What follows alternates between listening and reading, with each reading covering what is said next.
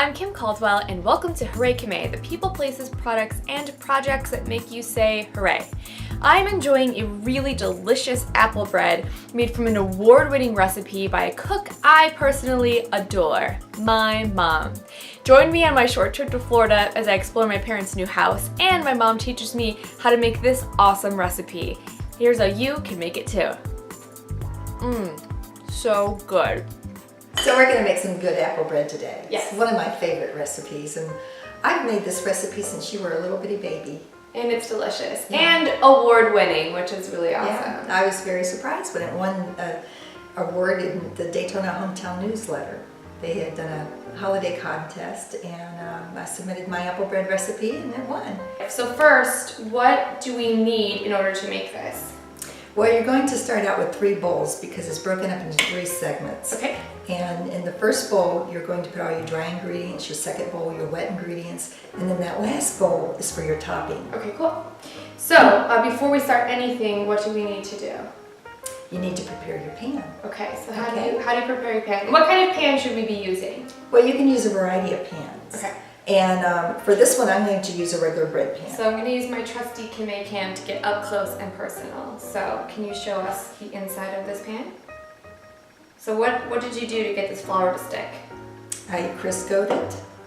You know, you use some type of shortening and solid shortening, and then you wipe it all around in there, especially down in the cracks or in the corners. And then you put flour in it and you shake it around like this and get it all on the sides and everything, and then you dump the excess flour out. Okay, great. So and that's then prepared. We need to preheat our oven to 350. That's correct. Great, so we've done that Okay. already, and now we're ready to start Okay. mixing some ingredients. And because I've already prepared my pan, I'm going to set it aside for now. Okay, here is our small bowl. So what do we need for our topping? 1/4 cup of chopped nuts. Okay, we've already pre-measured some of these for you. Put that in. We need 2/3 cups of all-purpose flour, which we have over here. Okay. 2/3 cup. So I'm going to use the 1/3 cup twice, right? Yes. We know our math today. And anytime you're dipping flour, you don't pack it in. You just put it in there and you take the straight edge of whatever you're using and you just level it off. Perfect.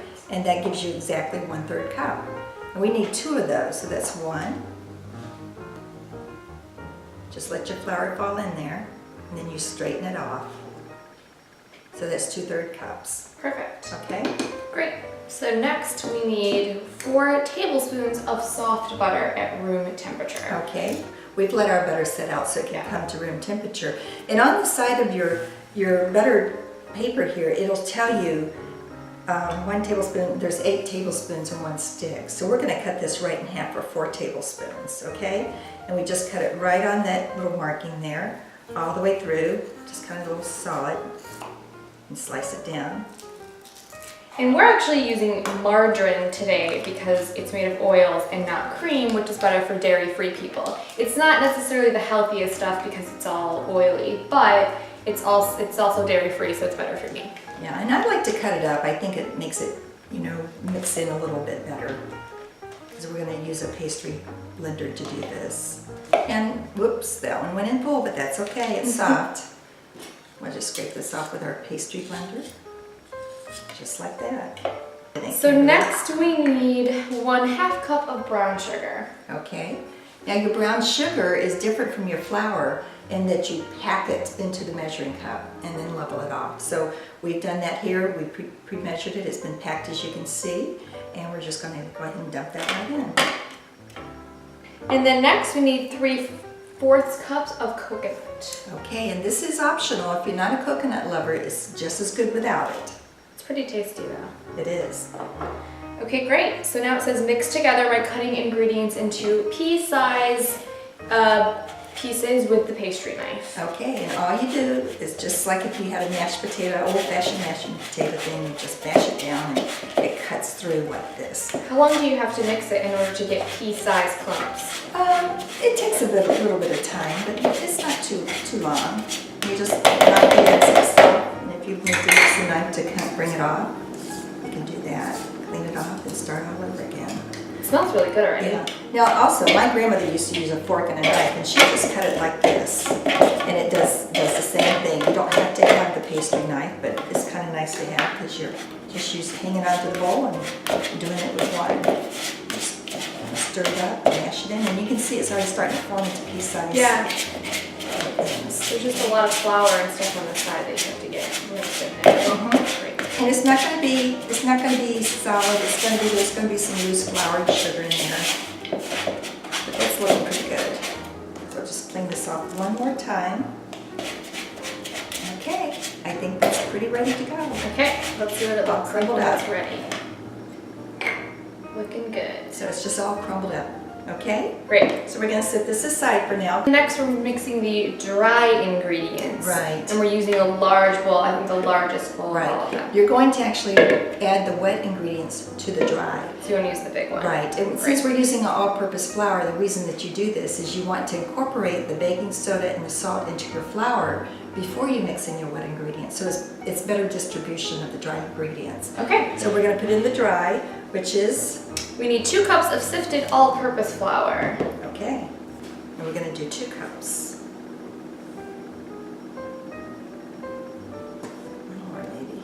And just like before, you're not going to pack it in, you're just going to let it gently fall into the cup. That's right. Great. And then you're going to take the straight edge of whatever you got to just, straighten it out. Level it off on top. That's one.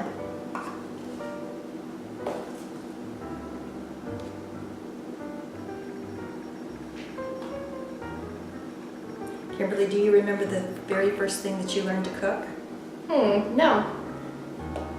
What did I learn to make? Well, probably spaghetti out of a jar.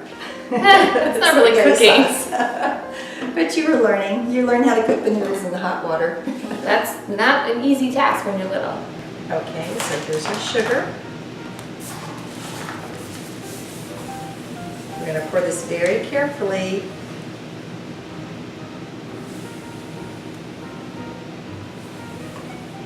I think that's going to be just about enough. And you can even use the measuring cup handle on this set here just to straighten it out. Level it off. Whoops. Need a little bit more on there to get that full cup. It's 1.5, did you say? Yep. No wonder this cake is so good. Or this bread. I have actually used this as a cake recipe before, and I used a sour cream frosting on it. Ooh, that sounds good. Nobody knew the difference. Yeah, It turned that out to be a sounds really fantastic dessert. Great, so we just put in our sugar, and now it's all in there with the flour, right? That's right. And next we have a whole bunch of small ingredients. We have 1 teaspoon of 1 teaspoon of baking soda, 1 teaspoon of salt, 1 teaspoon of cinnamon, 1/4 teaspoon of allspice, and 1/4 teaspoon of powdered cloves. Right. Luckily, we've already pre-measured all of that, and we have it here ready to go put in. You just sprinkle it around. So I just take my whisk and I just kind of mix it in. Oh, it smells wonderful. It does smell really good. Allspice. Yeah, those are great. Okay, so our wet ingredients. In another small bowl, we need 1/2 cup. It says salad oil. For all of you who don't know what that is, it's just vegetable oil or canola oil.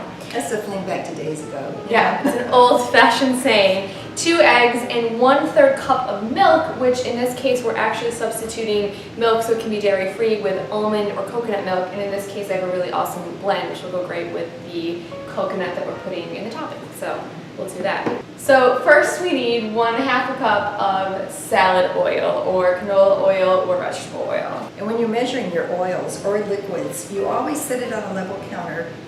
And how much was it? 1.5? 1/2. 1/2? Yes. Okay, see, I've over measured, but you can look here and tell just by looking at it that it's a little over. Actually, I think I hit it right on. You're right on. So we're doing good. Awesome. Okay. Woo! So we're gonna pour that right into this bowl. Okay. So there's our oil already in the bowl. Get it all out. Then 2 eggs. I like to break my eggs right into a separate bowl before I put them in because I like to check and make sure that they're not real funky for some reason or another. That one looks good, so we're gonna toss that one right in.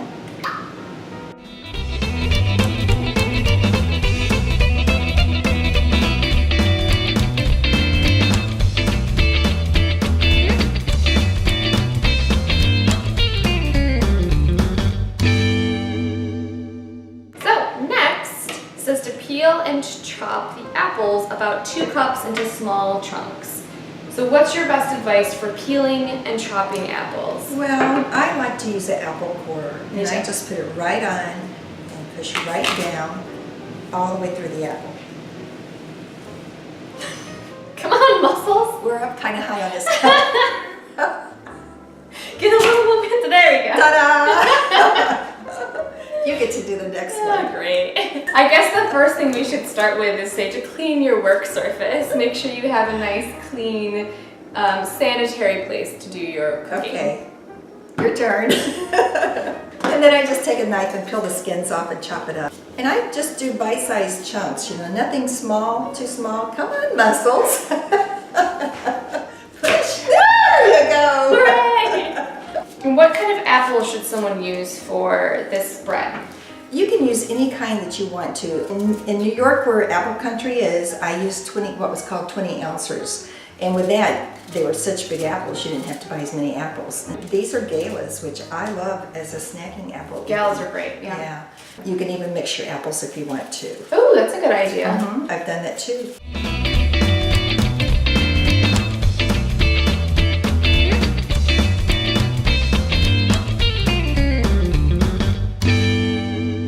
Okay, so now we've got our apples. We're all ready to put them into our wet ingredients. Yes, we are.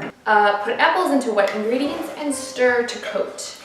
And the reason I do that is simply to coat the apples with the wet solutions.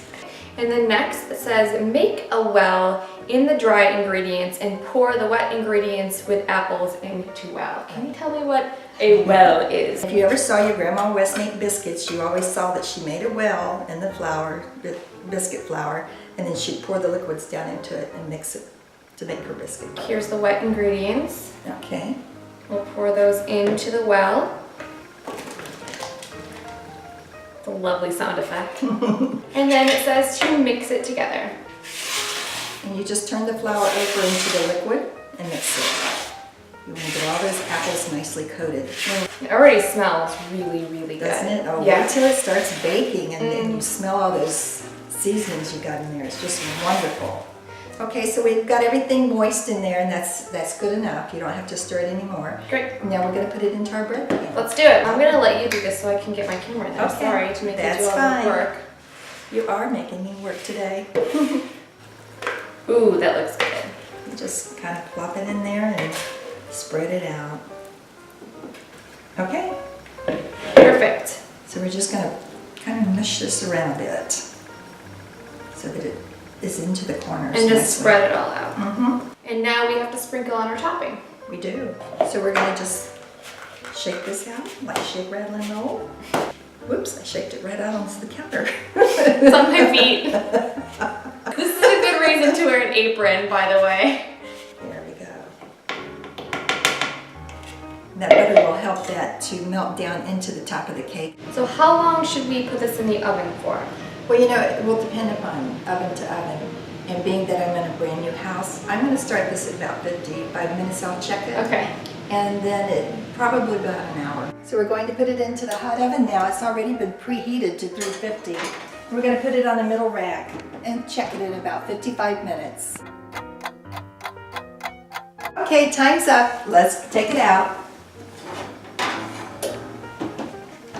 And there we have our finished bread. Boy, it smells good. Okay, so you let it cool down for about 15 minutes, release it from the pan, put it on your serving tray, slice it up, and enjoy it with a cup of tea, cup of coffee, or even a cup of milk. So tell me how your recipe turned out. Comment below or visit me at hooraykame.com. And don't forget to tweet at me at hooraykame to tell me what makes you say hooray. Until next time, have a great day. Bella! Don't be silly. Say goodbye, Bella.